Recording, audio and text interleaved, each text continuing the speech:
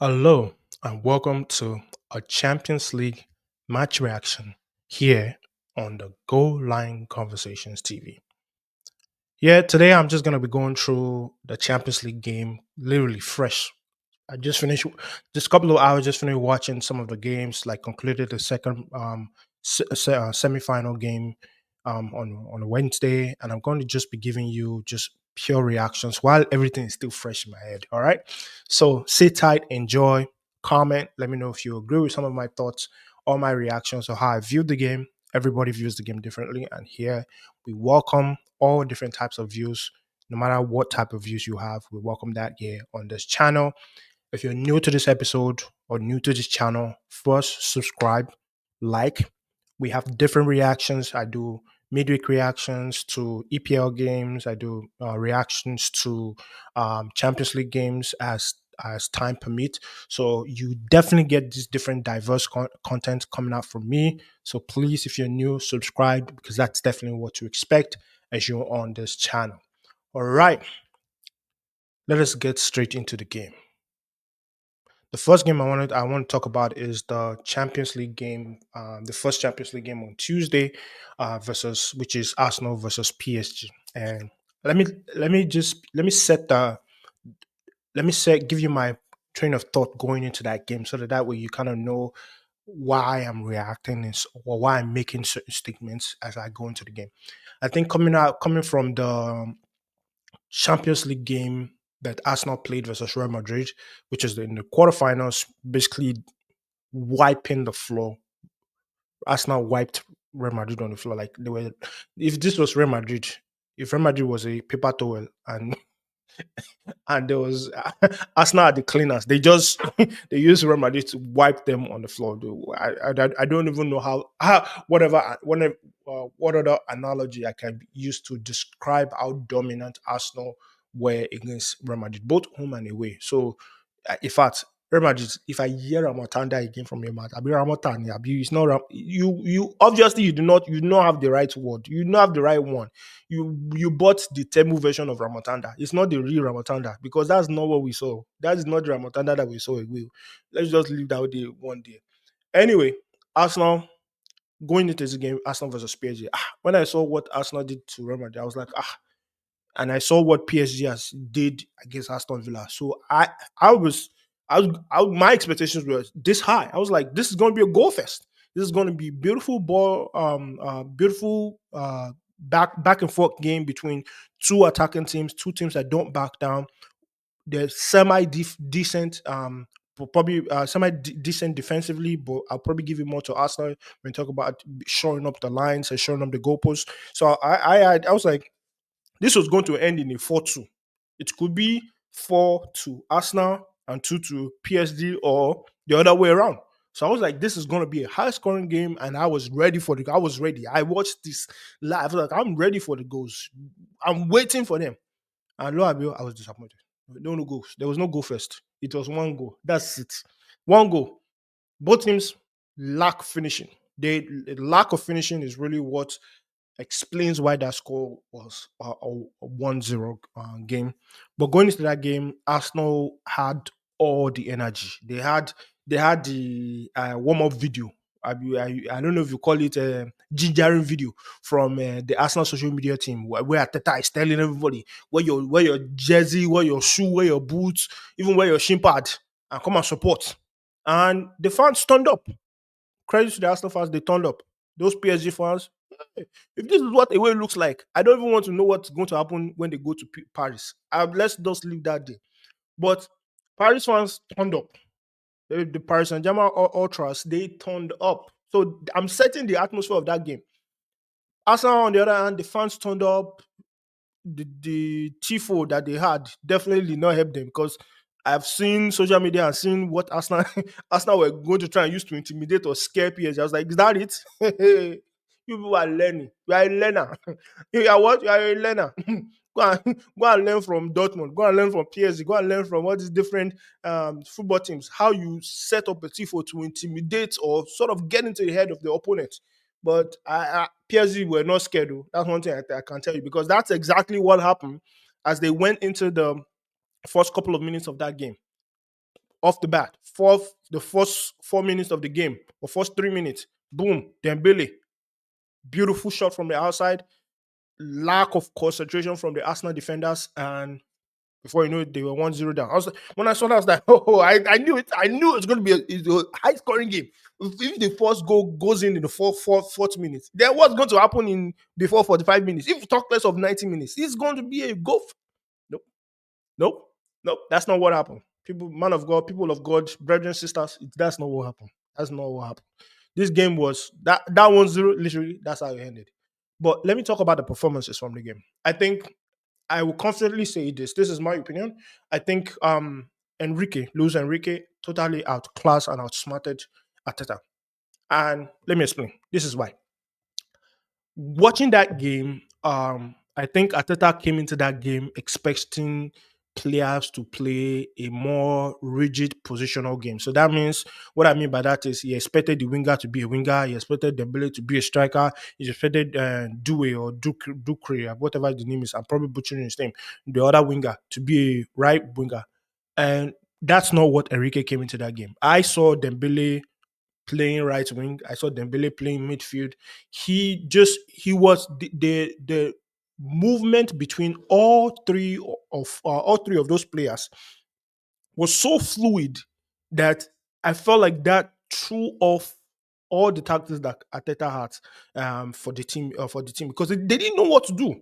The midfield versus defense, they were just disconnected because they were like, who's who's following Dembele? Am I supposed to leave the person that I'm tackling and follow Dembele, or is the defender supposed to like? They didn't know they didn't know what to do. They were confused, and for the first 17 or 18 minutes of that game, PSG were all over Arsenal. Arsenal looked confused. This, you know, when a boxer gets stunned, when he's stagnant, that's exactly what it looked like. And they were lucky enough that the penalty decision, with the controversial penalty decision, was not given PSG's way. Honestly, I've seen that replay.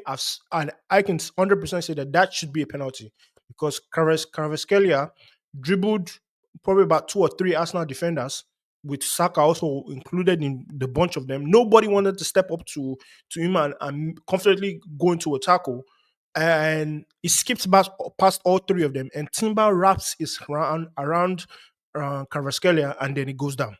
I would say probably the reason why he wasn't given is because of how theatrical Kvaratskhelia was when he tried to convince the referee that it was being held. I think if he had just gone naturally or just try to push through and say like, look, somebody's holding you back, he probably would have gone to the penalty. But I think his theatrical drive definitely didn't help him getting the call, because I honestly think VR should have looked at that, obviously, because the referee didn't call it, so VR can review the decision.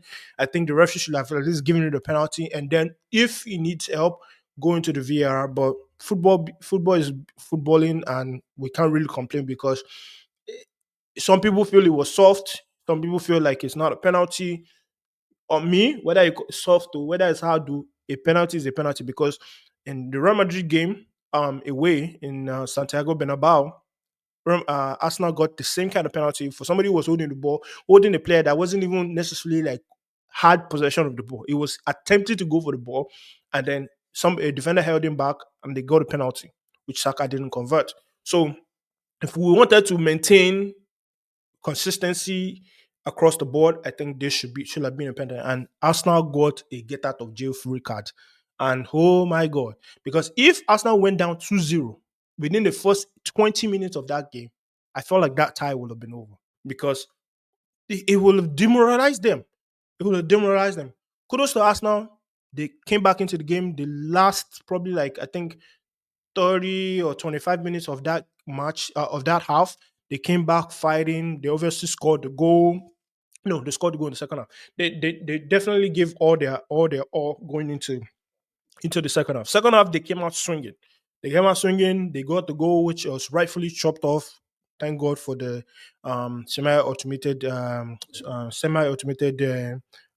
offside lines, or whatever they call it, the technology that basically helps them detect offsides very quickly. Because honestly speaking, we'll have been there 30 minutes and they'll still be drawing lines. So I'm glad that technology is there, because it definitely helped make, even with the new technology, it didn't even make it easier, because the people were still confused. Was it a goal? Was it not a goal? Like, but rightfully chopped off because Marino was offside.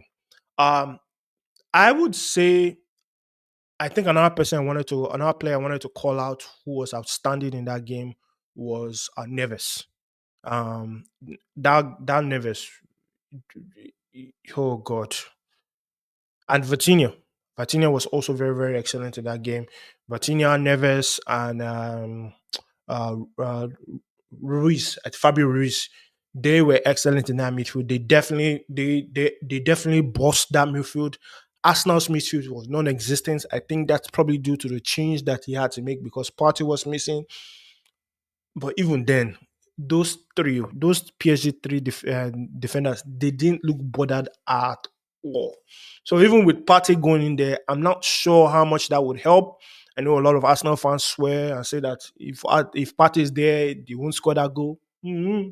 We'll, we'll never know because that's if but and maybe. But Neves, that guy. No, you know what? That's probably the only rightfully rightful rightfully priced player that Benfica ever sold to anybody. Benfica, that 419 club, scamming everybody left and right, scamming everybody left and right, and collecting money for it. But it's okay. But this is the one. This is the one sale that I'll say that you know what they this is even what is what the money at the price tag that they. I think because the boy was like 18 years old and you bought him at like a 70 million. Deal PSG bought him 70 million when I saw the transfer, I'm like, what does he have to offer that is more than just playing ball? But he definitely was what the pressure and he showed his class and his ability to be able to finish and not really finish, bust that midfield in the way that he did versus Arsenal. One thing I wanted to say is that I think Donnarumma has to get a lot of kudos because he kept PSG in that game because with all the different chances that Arsenal had, the Trossard one, the Martinelli one, Donnarumma was outstanding. Now let's go into Arsenal. Arsenal just, I don't know, something was off. They just went themselves. Like this is not the Arsenal that I saw play against Real Madrid. Arguments can be made that you know what, now that they are now under the pressure because when they went into the Real Madrid game, they went in as underdogs. Now they're like they're either they're either equal or favorites to win. So now it's like all the pressure is on them, and some of the players definitely showed it. The Rice wasn't himself, maybe because of the positional change that was made to him. But certain players just didn't play themselves. They were in themselves. Martinelli wasn't clinical enough to me. And honestly speaking, this is the I didn't think this was the best result that I felt like this is the worst result that Arsenal could leave Emirates Stadium with. I think the best that could have been for them is even at the very worst, come out with a draw. Because if you go into PSG, you're going into PSG with a mindset that you now have to score. And if you have to score, that means you are coming out. That means you are vulnerable to counters. And PSG can blitz you counter-wise because they have the pace for this across all three of their forwards. Even their fullback is not shy of that. So I think Arsenal have a lot to do. Personally speaking, I think um I think it will be a 2-1 um with Paris Saint-Germain winning 2-1 in Paris, and I think PSG will end up going to. That's my personal prediction, but hey, people will say I'm an Arsenal hater, people say what you want. But I personally think based on what I watch, I just don't see how Arsenal can be that clinical because I don't the players that should be clinical enough for them, they're not. PSG can easily mark them out of that game. I think that's what I'm trying to get to. So PSG feel like they have all the control going into that game, and we'll definitely see what happens. The next game I want to talk about, honestly speaking, this game I didn't give it I didn't give it as much credit as it has given me. I don't know if it's giving because they when you watch something, they are giving you something in return. They are giving you satisfaction, like you are enjoying as a football fan. You are getting something whenever you watch something, you are getting something back, which is satisfaction of watching a beautiful game, beautiful goals, very very good defensive display from both teams. But like this game, I just went in there with low expectation. It was Inter Milan versus Barcelona. One team was going to be defensive, and they didn't want to score, so they won't really be adventurous like that. So honestly, I expected this to be a 2-1 win for Barcelona because I was like, at least Inter will score one goal just to make sure that maybe through set piece, maybe through some very, very jammy goal. But Inter Milan came roaring, man. They came in hungry. They came in hungry and ready for this match. Yeah, Inter Milan came in ready. They came in ready and hungry and ready for this match, and they they off one the first minute. It wasn't even up to the full minute. It was 36 seconds. Turam, very very beautiful goal. Very very beautiful goal. Very back heel. I don't know what to call it. Very skillful goal. Barcelona was stunned. I was like, whoa, okay. This is not looking good because first again, I was like, this is not going to be a high scoring game. The game that was supposed to be high scoring was not high scoring. The game that I said that is not going to be high scoring it's not the one that I was like, no, probably 1-0. Inter is going to shut up shop. It's going to be a boring, dead game. And before I knew it, before the 20th minute or so, Inter Milan were like two up from a set piece. Dumfries, scissors kick. I was like, I'm telling you, let me just give you, let me pause here. If you have not watched this game at the time of watching this video, just pause this video like this, go and find the full match replay of this game and watch it because I promise you, you'll be entertained though. Because there's all these goals and highlights I'm talking about. It's not doesn't fully do it justice. What I'm about to doesn't fully the recap and reaction doesn't fully do it justice. So you have to watch it and then see and come back and then play this video and say, oh, you know what? I agree with some of your takes on it. So this game was end to end. Everything you needed to see in this match. Was it shots from outside the box? Was it scissors kick? Was it set piece? Was it dribbling? Was it everything was in this game? And it definitely did not. It over delivered. You know when they say under promise and over deliver. This is a real under promise and over deliver kind of game. This game was beautiful end to end. Honestly speaking, I can watch this game for another 30 minutes if they wanted to give me extra time.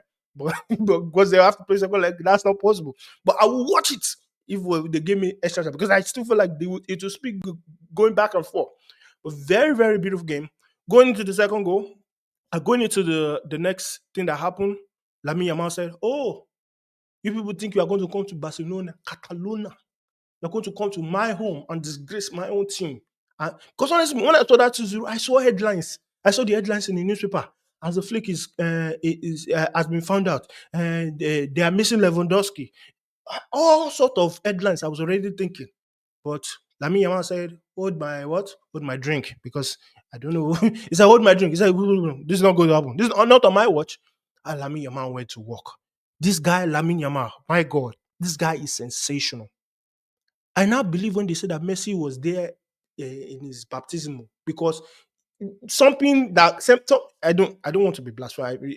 I believe in Jesus Christ. Jesus Christ is my holy savior. But there's something that was inside Messi that was deposited into him. Maybe it is a DNA, or maybe it's the food that they are eating, La Masia. Whatever Messi ate, this boy is eating it. That's the only thing I can. Because the way he took on all the defenders of all the Inter Milan defenders, it was mesmerizing.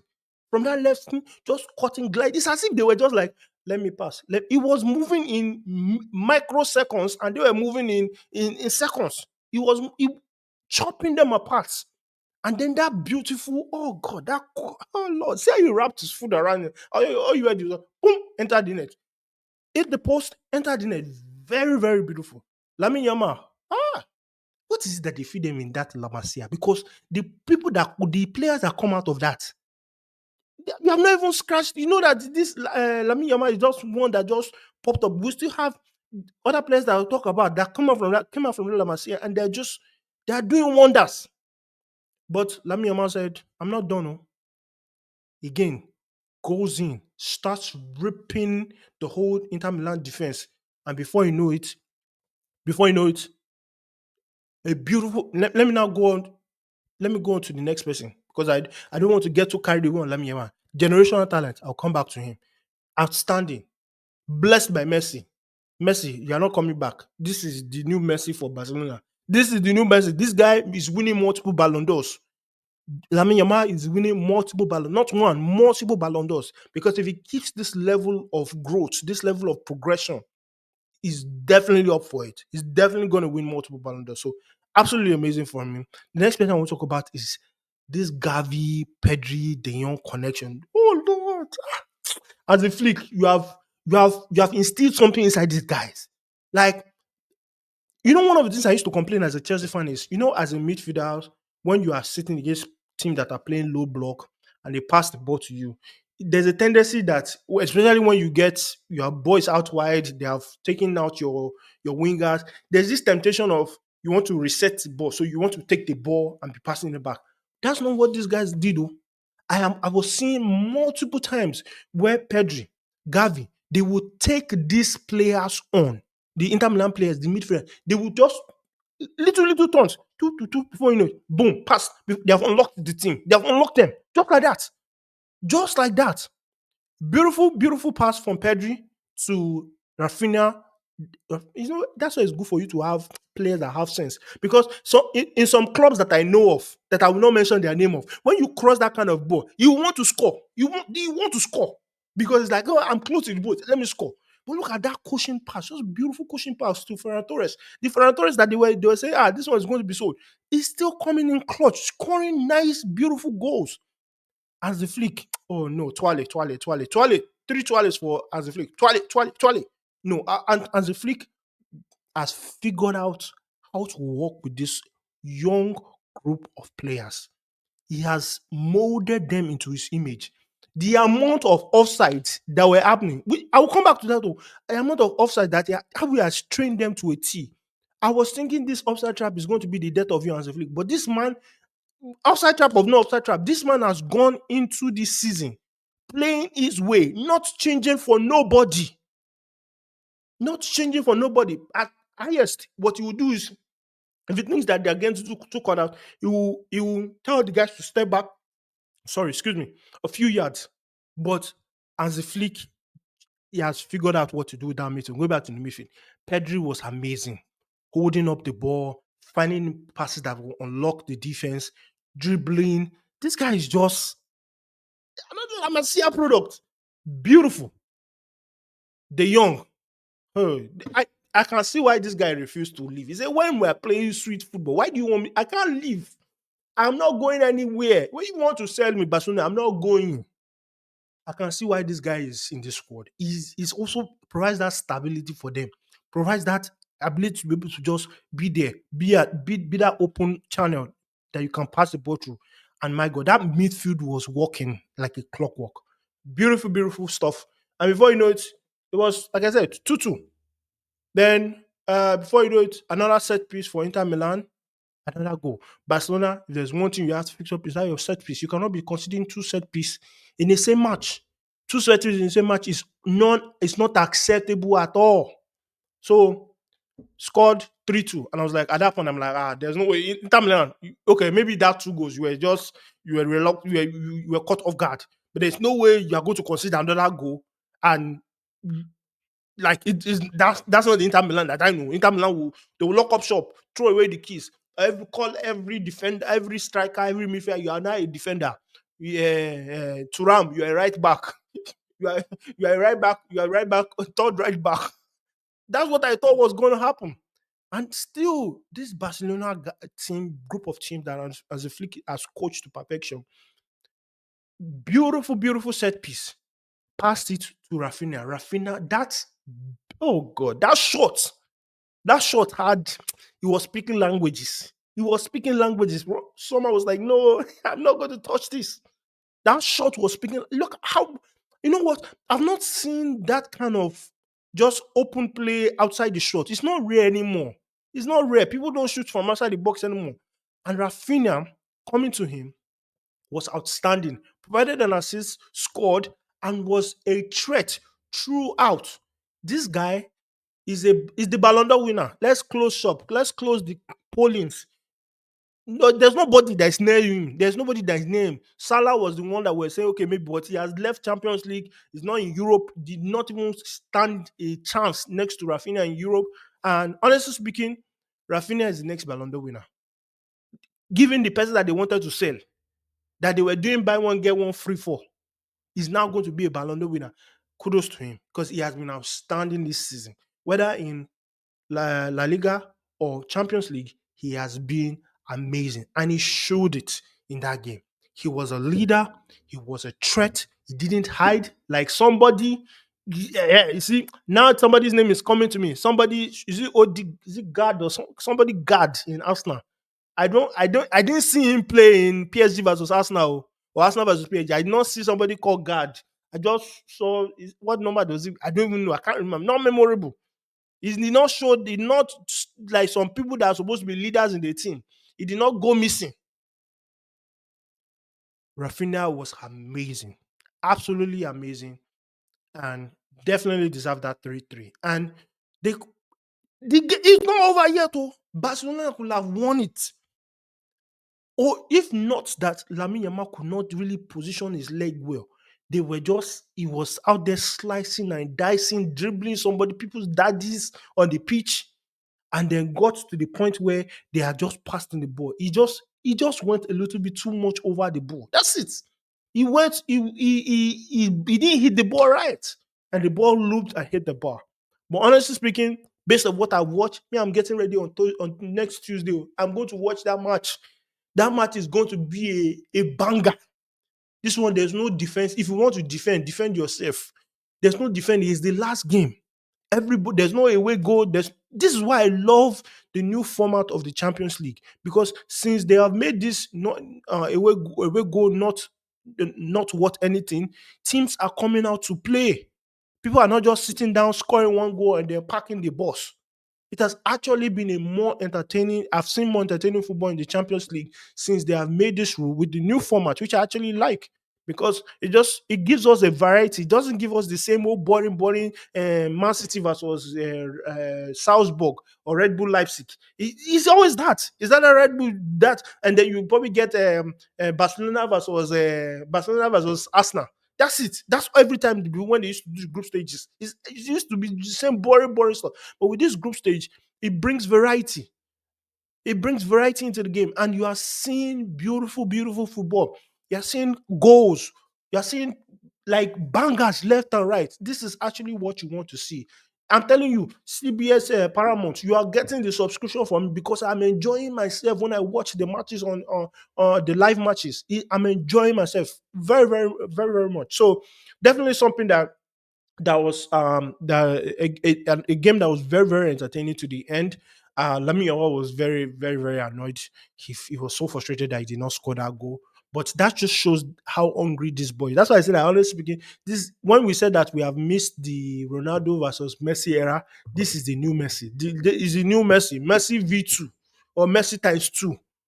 I don't know Messi type, so but he's definitely going to step into that Messi shoe, that kind of caliber of player that we want to see, a player that has flair, a player that's able to say, you know what, I'm the superstar and I'm going to show you what I'm made of.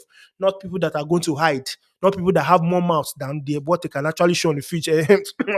Finish. Hmm?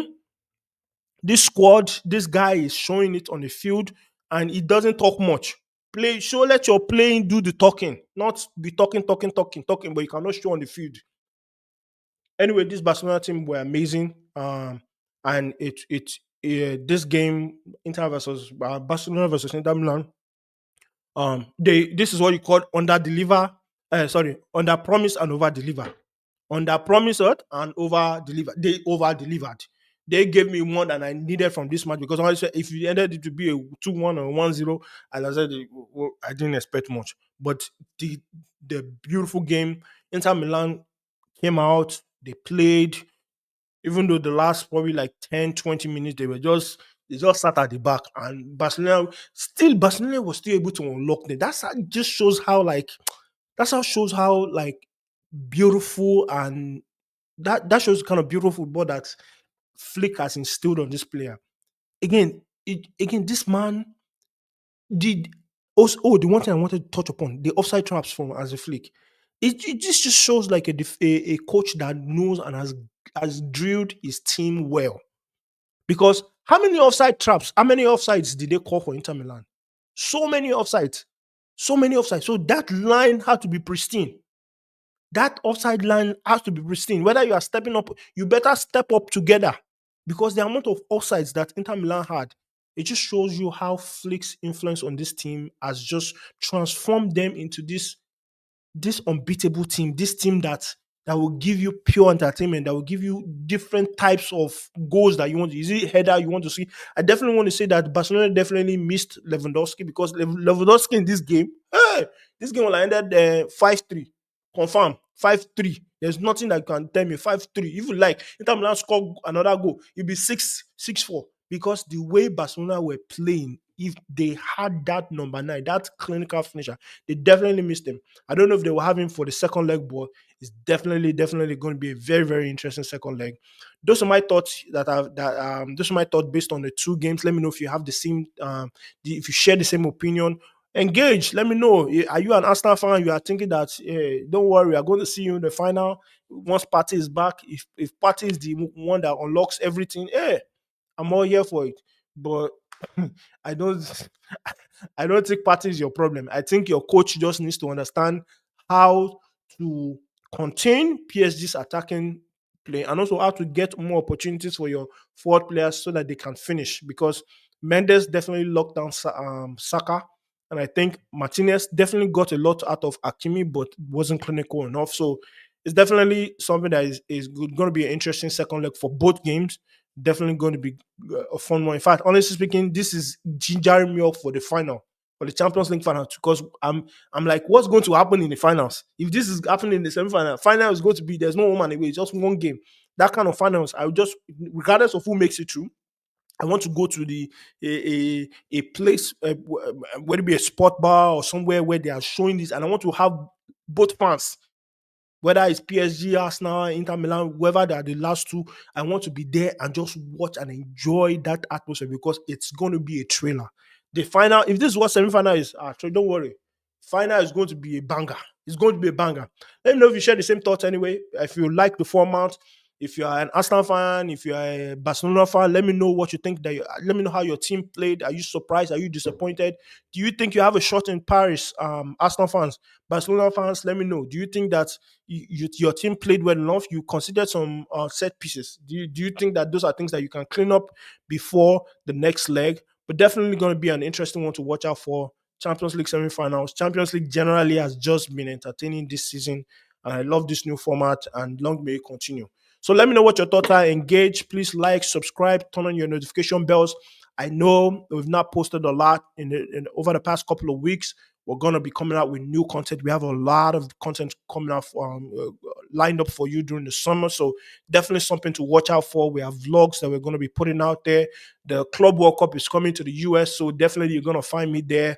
I'm going to be attending some of the games and just giving some of my experiences of the game. Hey, you might even catch me on a live reaction. Hey, you never know. But definitely a lot of things planned out for this summer as we go into the end of the football season for all the leagues. But football never finishes. There's always something to talk about with football. So definitely stick here.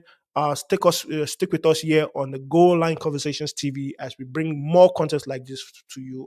Please like, subscribe, turn on your notification bell, share, comment. These are things that help YouTube algorithm to recommend this type of content to other individuals. So watch out for this and stay blessed. Peace.